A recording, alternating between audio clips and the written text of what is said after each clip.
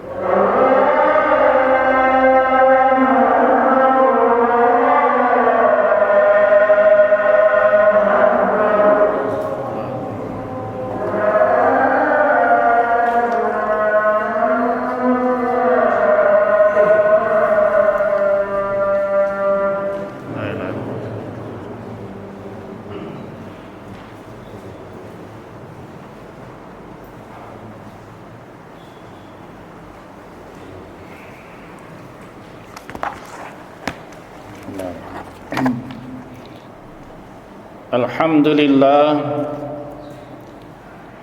Alhamdulillahilladzi arsala rasulahu bil huda wa dinil haqq liyuzhirahu 'alad dini kullih wa kafa billahi shahida.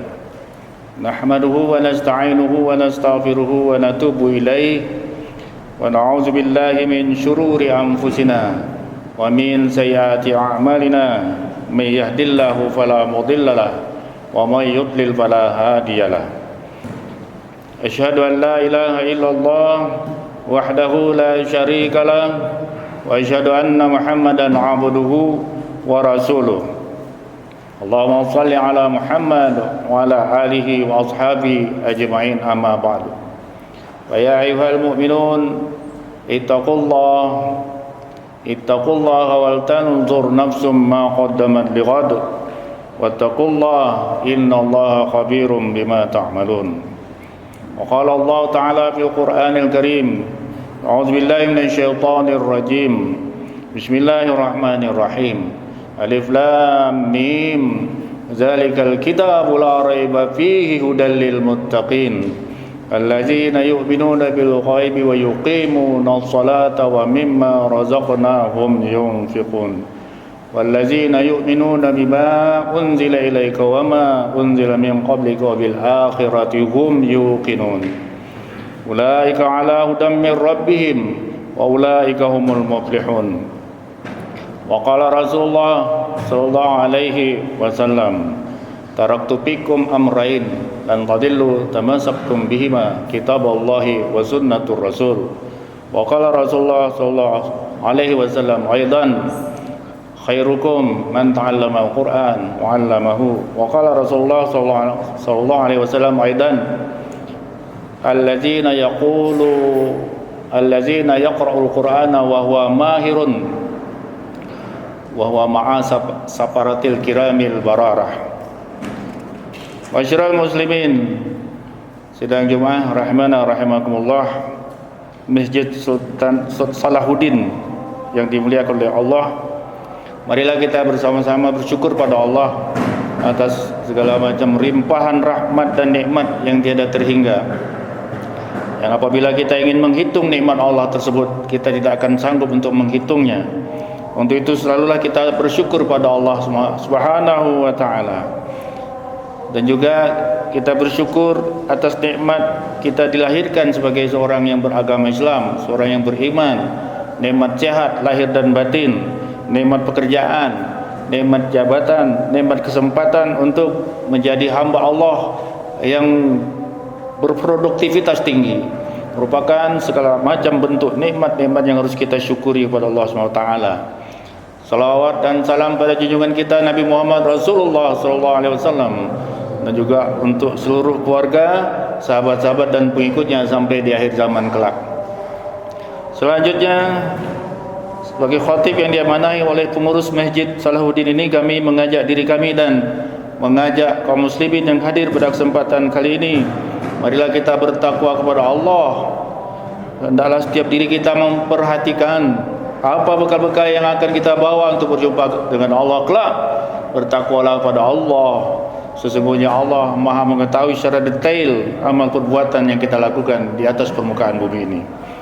Dalam rangka untuk meningkatkan iman dan takwa kepada Allah tersebut, maka kami sebagai khatib akan mengetengahkan satu topik khutbah yang bertemakan tentang instrumen ketakwaan pada Allah Subhanahu wa taala.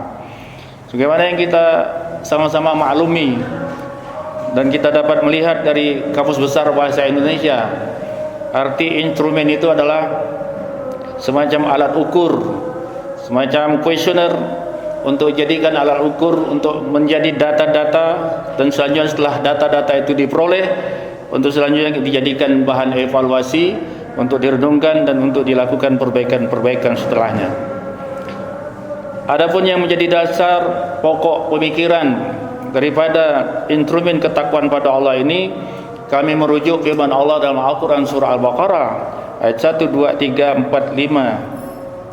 Sebagaimana Allah berfirman, A'udzubillahi minasyaitonir rajim, Alif Lam Mim, Zalikal kitabu la raiba fihi hudal lil muttaqin, Alif Lam Mim, hanya Allah yang Maha mengetahuinya. Zalikal kitab, zalika ini adalah huruf al-isyarah, menunjukkan suatu tempat yang agak jauh. Kalau haza, ini huruf isyarah yang menunjukkan tempat yang agak dekat. Zalikal kitab, ini Al-Quran datang dari tempat yang jauh, di Lauhil Mahfuz, yaitu di langit, yang disiapkan oleh Allah untuk manusia sebagai hamba-hambanya. La raiba fihi, bahwa isi daripada seluruh kitab Al-Quran itu la raiba fihi, tidak ada keraguan-raguan di dalamnya. Tidak boleh ada satu hamba Allah pun yang meragukan tentang kebenaran dan kesahihannya. Dan ia hudal lil muttaqin, menjadi petunjuk bagi orang-orang bertakwa. Siapakah orang-orang bertakwa itu? Apa indikator-indikatornya? Apa instrumen-instrumennya sehingga seseorang dapat dinilai atau dikatakan orang bertakwa? Yang pertama adalah ayat keduanya, allazina yu'minuna bil ghaib. Ayat ketiga, bahwasanya orang bertakwa itu adalah orang-orang yang beriman kepada yang gaib. Kalau kita melihat letterlex bahasa dari terjemahan Al-Quran, cukup sederhana, yaitu beriman pada yang gaib. Nah, maka oleh para ulama ahli mufassir, beriman pada yang gaib itu dicari apa dan apa saja yang termasuk kategori yang gaib itu. Secara terminologi, yang gaib itu adalah sesuatu yang ada tetapi belum dapat diperlihatkan saat ini, sesuatu yang ada tetapi kita tidak bisa melihatnya, sedangkan yang ada itu melihat kita, yang ada itu menunggu kita. Inilah puncak yang membuat manusia menjadi mulia. Kalau panca indera, dia selalu melihat, keterbatasannya adalah selalu mencari bukti-bukti.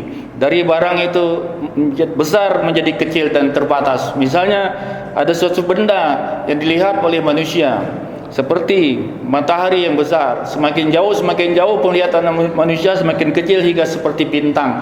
Keterbatasan panca indera. Tatkala semakin jauh dan semakin gelap, tidak bisa melihat lagi, tidak bisa melihat dan merenung akan kebenaran suatu hakikat. Maka instrumen yang pertama bagi orang bertakwa itu adalah percaya atau beriman pada yang gaib, yang tidak nampak tetapi ada. Di antaranya yang gaib menurut para mufassirin adalah Allah Subhanahu wa taala. Tentunya Allah sendiri yang menjelaskan dirinya dalam Al-Qur'an banyak sekali. Misalnya yang terkenal dengan ayatul kursi, Allahu la ilaha illa huwal hayyul qayyum. Di sini Allah menjelaskan tentang dirinya yang hidup, yang berdiri sendiri, yang tidak ngantuk dan tidak tidur. Kita sering membaca surah Al-Baqarah atau ayatul kursi ini. Yang kedua, yang menjadi kepercayaan kita, yaitu malaikat. Bahwa malaikat itu jumlah yang wajib kita ketahui ada 10. Di antaranya Jibril, nyampai wahyu, Mikail, pembagi rezeki, Israel, pencabut nyawa, ini kita yakini. Kemudian malaikat Raqib dan Atid, pencatat kebaikan dan keburukan. Di dalam Al-Quran juga disebutkan, amanar rasulu bima uzila ilaihi min rabbihi wal mu'minuna kullun amana billahi wa malaikatihi wa kutubi wa rusulih. Sudah jelas bahwa orang beriman harus percaya dengan adanya malaikat. Dia adalah gaib, tapi ada di sekitar kita. Kemanapun kita pergi selalu diiringi oleh malaikat-malaikat. Wa inna alaikum lahafizin kiraman katibin. Kemudian yang berikutnya, yang gaib yang ketiga adalah ruh. Persoalan ruh, Allah berfirman dalam Al-Quran surah Al-Isra, wa yas'alunaka 'anir ruh qul ar-ruhu min amri rabbi wa ma utitum minal ilmi illa qalila. Kalau ada yang bertanya kepadamu tentang ruh, katakan wahai Muhammad, ruh menjadi urusan Tuhanku, tidaklah kamu diberi pengetahuan tentang ruh melainkan sangat sedikit sekali. Kemudian ruh ini ada proses di mana ditiupkan ketika kita berada di alam rahim. Kemudian roh ini juga nanti akan dicabut saat kita akan meninggal dunia. Keadaan dicabutnya nyawa seseorang digambarkan dalam Al-Quran surah Al-Qiyamah ayat 26-27. Wa qila man raq wa dhanna annahu al-firaq. Siapa yang dapat menyembuhkan? Ternyata kematian itu secara garis besar berlaku pada seluruh umat manusia, akan merasakan sakit yang teramat luar biasa. Kullu nafsin za'iqatul maut. Ini adalah persoalan yang gaib yang dapat mengontrol diri kita untuk hati-hati dan waspada dalam melakukan aktivitas kehidupan kita di dunia ini. Kemudian ada 3 cara malaikat mencabut nyawa terhadap diri manusia. Pertama, dicabut dengan lemah lembut, yaitu orang yang beriman. Allazina tawaffahul malaikatu thayyibina yaquluna assalamu alaikum udkhulul jannah bima kuntum ta'malun. Orang-orang yang diwafatkan dalam keadaan thayyib, dalam keadaan yang baik, dikatakan pada mereka, salamun alaikum, salam sejahtera atas anda, masuklah kamu ke dalam surga yang telah dijanjikan oleh Allah. Inilah sesuatu yang harus kita yakini, dia berada dalam ghaib, dan proses kematian yang sakit itu tidak bisa kita lihat bagaimana prosesnya. Kita hanya bisa melihat saat seorang hamba sedang sakaratul maut, matanya terbelalak ke atas, badannya lemas dan kaku. Yang itu saja yang bisa kita lihat. Namun proses yang terjadi ketika roh dicabut, kita tidak bisa melihatnya. Itulah yang dimaksud persoalan yang ghaib. Sedangkan orang-orang yang kafir dicabut nyawanya dalam keadaan yang dipaksa. Walau tara idza tawaffal ladzina kafaru malaikatu yadribuna wujuhahum wa adbarahum wa zuqul azabal hariq. Kalau sekiranya kalian melihat bagaimana malaikat-malaikat Allah mencabut nyawa orang-orang kafir dengan memukul wajah mereka, di depan mereka, di belakang mereka, kemudian dihina dengan kata-kata wa zuqul azabal hariq. Ini juga dirasakan oleh orang-orang kafir, namun kita tidak bisa melihatnya. Ada juga orang yang mati dalam keadaan menyesal karena tidak bersedekah. Laula akhartani ila ajalin qarib fa asaddaqa wa akum minas sholihin. Tuhan, kalau sekiranya Engkau panjangkan umurku, aku akan bersedekah dan aku akan menjadi orang yang soleh. Al-Quran surah Al-Munafiqun. Masyarul muslimin rahimana wa rahimakumullah. Setelah kita wafat, dimasukkan dalam alam gaib berikutnya, yaitu namanya alam barzakh. Di alam barzakh sudah menunggu malaikat Munkar dan Nakir bertanya kepada kita, "Man rabbuka?" Siapa Tuhanmu? Beruntunglah orang-orang yang sering melakukan ibadah salat 5 waktu, insyaallah Allah akan memperkuat lisannya untuk dapat menjawab pertanyaan Munkar dan Nakir. Untuk selanjutnya, setelah kita berada di alam barzakh, nanti dunia akan dikiamatkan. Ini juga persoalan ghaib, yaitu kita akan dikumpulkan di yaumil mahsyar. Wa nufikha fis suri fa izahum wa yaquluna mata hadzal wa'du in kuntum shadiqin. Mereka bertanya, kapan hari kiamat itu? Ma yanzuruna ila sayhatan wahidatan ta'khudhuhum wa hum yakhisimun. Bahwa kalau Allah ingin menghendaki dunia itu kiamat sebentar saja. Ketika kamu bercakap-cakap, dunia itu akan kiamat. Dan pada intinya nanti di yaumil qiyamah, wa nufikha fis suri fa izahum minal ajdasi ila rabbihim yansilun. Qalu ya wailana man ba'asana min marqadina hadza ma wa'ada ar-rahman wa sadaqal mursalun. Bahwa apabila roh-roh yang sudah mati nanti ditiupkan lagi oleh Allah, ruhnya kembali lagi kepada jasadnya, maka manusia akan berkumpul di suatu padang mahsyar namanya. Kemudian manusia itu berkata, qalu ya wailana man ba'asana. Duhai celakalah diri kami, siapa yang telah membangkitkan kami mim marqadina, dari tidur kami. Kata orang kafir, kata orang beriman, hadza ma wa'ada ar-rahman wa sadaqal mursalun. Inilah janji Tuhan yang telah disampaikan sewaktu kami masih hidup dulu. Akan ada kiamat, akan ada pembalasan surga buat kami orang-orang beriman. Orang-orang beriman gagah perkasa berada di yaumil mahsyar itu karena mendapatkan syafaat dari Allah Subhanahu wa taala. Masyarul muslimin rahimakumullah. Itulah persoalan yang gaib. Yang berikutnya adalah akan diberikan catatan kitab kita dari tangan kanan atau dari tangan kiri. Faman utiya kitabi biyaminihi fayaqulu ha'umqra'u kitabiyah. Akan diberikan kitab dari tangan kanan bagi orang-orang ahli surga, akan diberikan kitab dari tangan kiri bagi orang-orang ahli neraka. Kitab itu adalah raport catatan amal baik dan amal buruk kita selama hidup di dunia. Semua terekam dengan jelas, tidak ada yang terlupa di sisi Allah. Kemudian yang berikutnya mizan, sirat, surga. Surga tentunya diberikan bagi para ahlinya. Wa basyiril ladzina amanu wa 'amilus solihati anna lahum jannatun tajri min tahtiha al-anhar kullama ruziqu minha min samaratin rizqan qalu hadzal ladzi ruziqna min qablu utubihi mutasyabiha wa lahum fiha azwajun mutahharatun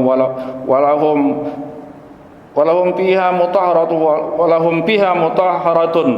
Bahwasanya Allah memberikan bergembira bagi orang-orang beriman dan beramal saleh, syurga yang akan diberikan pada mereka, dan setiap mereka akan diberikan rezeki. Dan mereka berkata, Ini sama dengan yang pernah kami dapatkan di dunia. Dan bagi mereka walahum fiha azwajun mutahharatun wa hum fiha khalidun, bagi mereka akan mendapatkan pasangan hidup yang tetap suci dan bersih, yang tetap perawan, dan mereka kekal berada di dalamnya. Itulah syurga yang digambarkan dalam Al-Quran surah Al-Baqarah ayat 25. Dan juga akan disediakan neraka bagi orang-orang kafir. Dan juga pada akhirnya orang-orang beriman nanti akan berjumpa dengan Allah Subhanahu wa taala kelak di yaumil mahsyar. Allah mengucapkan salamun qaulan mir rabbir rahim. Salam sejahtera atas anda, dapat ucapan selamat dari Tuhan mereka. Masyiral muslimin rahimakumullah. Inilah gambaran singkat tentang alam gaib. Bahwa selanjutnya, instrumen yang berikutnya, jika ingin sukses menempuh hidup di akhirat dan selamat dalam kematian, selamat dalam barzah, selamat di mahsyar, maka selanjutnya wa yuqimunas shalah. Instrumen yang kedua adalah dirikan salat. Orang-orang yang mendirikan salat insyaallah akan mendapatkan keselamatan. Sedangkan orang-orang yang meninggalkan salat, ma salakakum fi saqar qalu lam nakum minal musallin. Surah Al-Mudaththir ayat 42-43. Ketika ahli syurga telah masuk ke dalam syurga, kemudian dapat bertanya jawab dengan ahli neraka. Kemudian para ahli syurga bertanya, ma salakakum fi saqar? Kenapa engkau masuk dalam neraka saqar? Qalu lam nakum minal musallin. Mereka berkata, kami dulu adalah orang-orang yang tidak mengerjakan salat. Masyiral muslimin rahimana wa rahimakumullah. Tentang salat ini bolehlah sekali-sekali kita merujuk bagaimana ceritanya, bagaimana halnya, bagaimana telah dicontohkan oleh Rasulullah Muhammad SAW ketika beliau salat 5 waktu selalu berjamaah. Ketika beliau salat sunnah, kalau kita melihat bagaimana salat malamnya beliau, kadang-kadang beliau semalam suntuk mendirikan salat dan diikut oleh sahabat-sahabat seperti Utsman bin Affan, Umar dan yang lainnya juga melakukan hal yang sama demi untuk mendapat reda dan surganya Allah. Instrumen yang ketiga adalah wa mimma razaqnahum yunfiqun, dan yang ini agak lebih tinggi lagi nilainya, bahwasanya orang-orang bertakwa itu memberikan rezeki, memberikan infak dari rezeki yang telah diberikan oleh Allah. Kalau ibadah salat modalnya hanya diri sendiri, kalau salat dan ibadah puasa itu modalnya adalah kekuatan fisik, kemauan keras hati. Tetapi kalau infak sedekah ini adalah agak lebih berat, karena kita harus mencari dulu, harus mempunyai penghasilan yang tetap bahkan lebih, sehingga kita dari penghasilan kita rasakan adalah milik kita, dan di mana di situ kita harus berbagi pada orang lain yang membutuhkan. Ini memang agak berat. Maka insyaallah instrumen yang ketiga ini apabila dijalankan, maka orang pun akan mendapatkan surga dan ganjar yang sangat luar biasa. Yang keempat adalah wallazina yu'minuna bima unzila ilaika wa ma unzila min qablik. Bahwa instrumen yang keempat, orang-orang yang bertakwa itu adalah orang-orang yang beriman kepada apa-apa yang telah diturunkan kepada engkau wahai Muhammad, dan diturunkan kepada orang sebelum engkau. Masyiral muslimin rahimana wa rahimakumullah. Bagaimana mengekspresikan beriman pada yang gaib, bagaimana mengekspresikan beriman pada Allah, para malaikat, dan yang saya sebutkan dari 1 sampai 13 tadi, dan bagaimana mengekspresikan atau melaksanakan salat yang khusyuk, salat sunnah yang semalam suntuk, bagaimana cara berinfak, bersedekah, semua telah digambarkan, semua telah dicontohkan oleh Allah dalam Al-Quran. Nah, tentunya orang-orang yang bertakwa selalulah ia membaca Al-Quran, menyesuaikan dirinya, mengupdate pengetahuannya tentang Al-Quran, tentang informasi akhirat, mengupdate pengetahuannya tentang iman dan takwa kepada Allah. Oleh karenanya seorang mukmin sangat dianjurkan untuk selalu membaca Al-Quran. Khairukum man ta'allama al-Quran wa 'allamahu. Yang ini kedudukannya, bahkan instrumen ini agak lebih tinggi nilainya. Karena begitu seseorang membaca Al-Quran dan mempelajari dan mengajarkannya, Rasulullah menganggapnya adalah orang terbaik di antara yang lainnya. Khairukum man ta'allama al-Quran. Orang terbaik dari antara kalian adalah orang yang mempelajari Al-Quran wa 'allamahu, dan mengajarkannya. Bahkan apresiasi terhadap orang-orang yang hafal dan mahir membaca Al-Quran, Rasulullah menggambarkan dalam sebuah hadisnya, allazina yaqra'una al-Quran wa huwa mahirun ma'asaparatil kiramil bararah. Orang-orang yang membaca Al-Quran dan ia mahir membacanya, maka ia akan berkumpul bersama para utusan yang mulia. Orang-orang yang hafal Quran, orang-orang yang mahir tentang membaca Al-Quran, menghafalnya dengan baik, maka di surga nanti akan dikumpulkan bersama para nabi. Masya Allah. Oleh karenanya kepada kita sangat dianjurkan untuk selalu membaca Al-Quran. Di HP dan aplikasi kita seharusnya punya Al-Quran. Melalui Play Store bisa juga diakses, yaitu tafsir yang dapat mendukung pemahaman kita tentang Al-Quran. Kami juga menganjurkan dan merekomendasikan kepada kita, bagi kita yang sibuk dalam memahami Al-Quran, dapat mengaksesnya melalui ustaz-ustaz dan ulama-ulama yang intelek, yang sahih, yang keilmuannya diambil dari Madinah dan Mekah, ataupun ustaz-ustaz yang kita kenal keilmuannya melalui YouTube kita akses, dapat kita pahami Al-Quran dari beliau-beliau.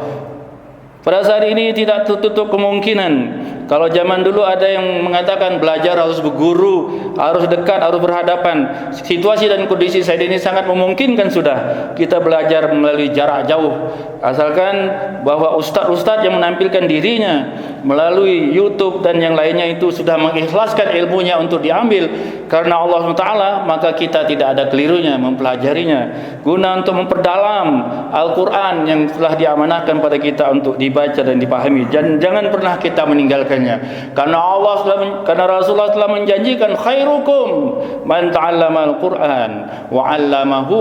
Orang yang terbaik di antara kalian adalah orang yang mempelajari Al-Quran dan mengajarkannya. Masyarul muslimin rahimana wa rahimakumullah. Yang terakhir adalah wabil akhirati hum yuqinun. Instrumen yang kelima bagi orang bertakwa itu adalah dengan hari akhir itu dia yakin. Jadi dia tidak pernah melupakan hari akhir yang akan dialami oleh setiap manusia, termasuk dirinya, termasuk diri kita, dan termasuk khatib sendiri akan mengalami kematian, akan mengalami alam barzakh, akan mengalami nanti berkumpul di padang mahsyar.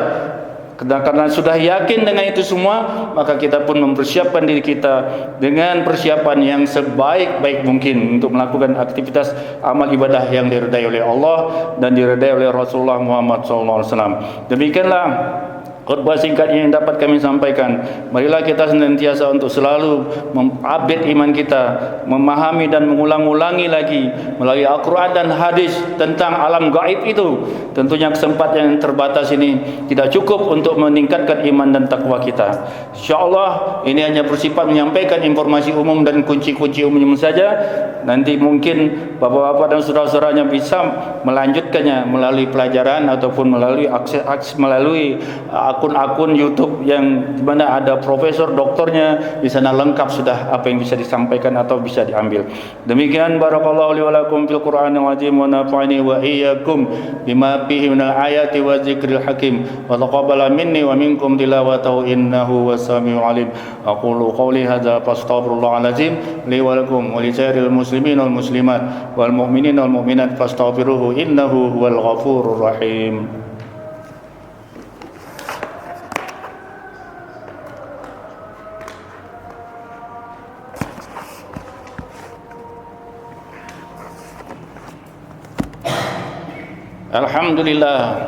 Alhamdulillahillazi hadana li hadza wa ma kunna linahtadiya laula an hadana Allah.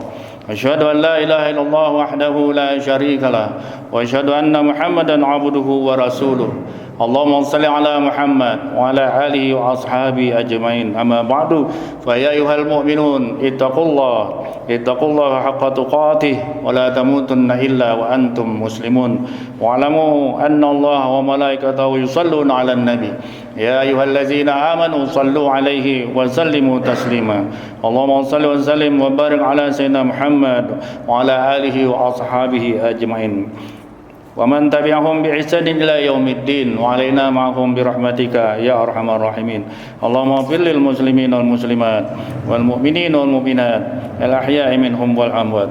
اللهم يا الله, Kami sadar Engkau menghadirkan kami di dunia ini untuk hidup, untuk menguji kami. Siapa di antara kami yang terbaik amal perbuatannya, ya Allah. Namun ya Allah, setelah kami jalani kehidupan ini, ternyata kami banyak sekali mengalami kegagalan dalam ujian-ujian ini, ya Allah. Dalam menjalani ujian yang telah Engkau siapkan ini, kami banyak gagalnya, ya Allah. Kami banyak lalai membaca Al-Quran, kami banyak lalai menghafal Al-Quran, kami banyak lalai mengamalkan Al-Quran, kami banyak lalainya, ya Allah, untuk mendakwahkan Al-Quran. Kami banyak lalainya dalam mengerjakan ibadah salat 5 waktu, ya Allah. Kami lalai mengerjakan sunnah Rasul-Mu.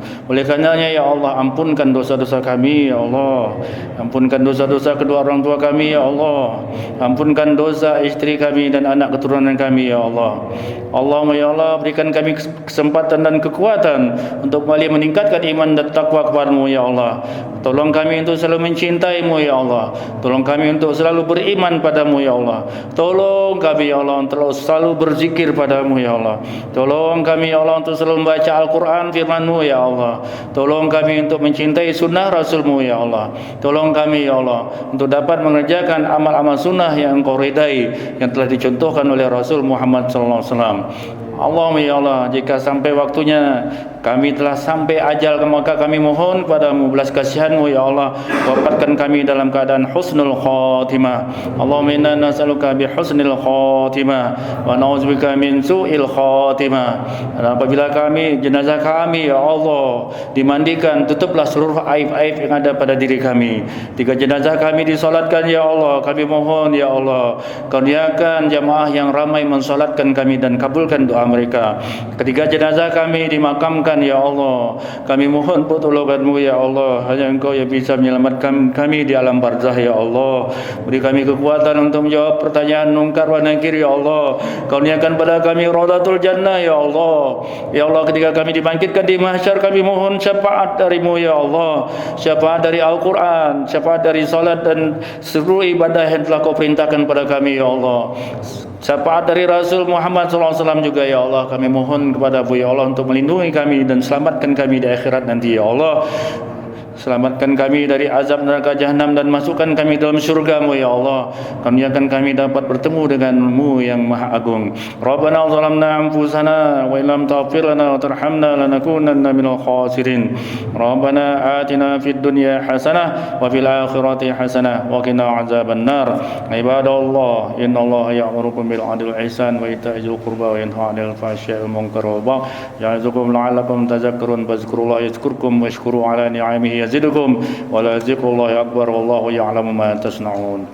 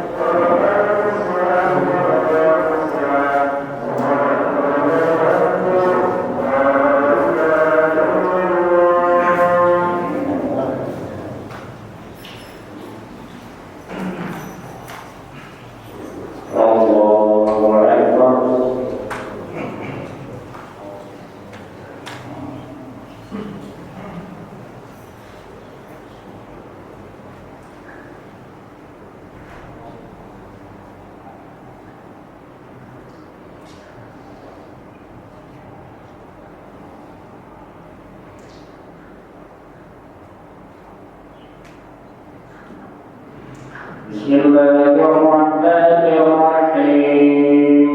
Alhamdulillahi rabbil alamin. Ar-Rahmanir Rahim.